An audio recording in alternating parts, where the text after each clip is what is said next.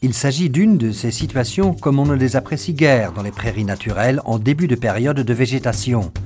De grosses lacunes au niveau du couvert végétal, causées par exemple par les pneumatiques des tracteurs ou par les campagnols. Il est bien évident que ces espaces lacunières devraient être occupés par des plantes ayant une bonne valeur nutritive, telles le raygrass ou le paturin des prés.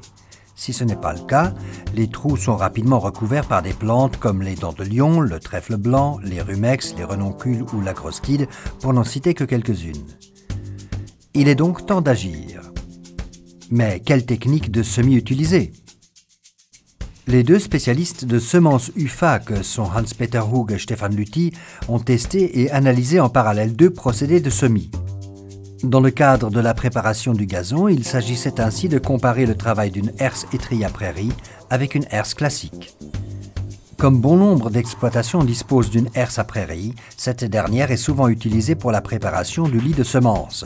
Les atouts de la herse résident notamment dans sa capacité à niveler les taupinières ou à éloigner le tapis de feuilles en bordure de forêt. L'avantage de l'étrille à prairie réside dans son effet en profondeur. Cette machine est donc souvent utilisée dans les prairies affectées par des problèmes de mousse ou ayant tendance au feutrage.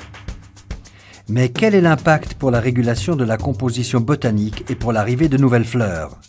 La conclusion de Hans-Peter Hug: ici, on ne voit presque rien, l'ancien couvert herbeux est toujours là. Le trèfle blanc est encore complètement développé. Il est encore solidement ancré dans le sol. On n'observe plus non plus de structure grumeleuse, l'effet en profondeur fait défaut. Une herse à prairie convient bien pour aplanir les taupinières et étaler le fumier ou répartir les traînées de purin formées par des pendillards. Pour préparer un lit de semences, cette machine n'a pas l'agressivité nécessaire.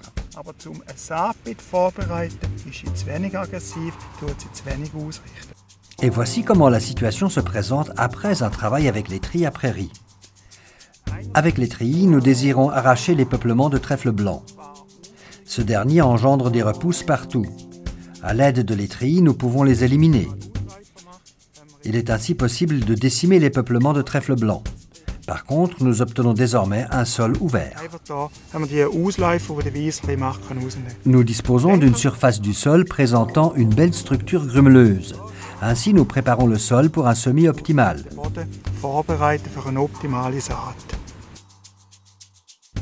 Suivent ensuite le semis avec le rouleau de semis composé d'un agrégat Krummenacher suivi d'un rouleau à prisme et d'un rouleau lisse.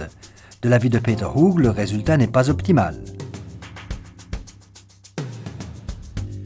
Lorsque nous observons de plus près le travail effectué à l'aide du rouleau de semis, nous constatons qu'une partie importante de la semence se dépose sur les feuilles. Ces semences n'ont aucun endroit pour adhérer. Certaines graines reposent sur les traces du tracteur. Ces dernières ne sont pas non plus en mesure de pousser.